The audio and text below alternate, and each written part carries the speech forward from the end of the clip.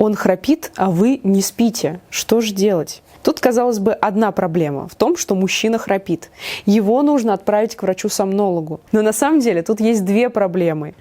Одна проблема у мужчины, который храпит, а другая проблема у женщины, которая не спит. Если нет никаких проблем со сном, если нет бессонницы, если нет трудностей с засыпанием, то храп не должен нарушать ваш сон, храп другого человека. Поэтому вам следует посетить врача-сомнолога вдвоем.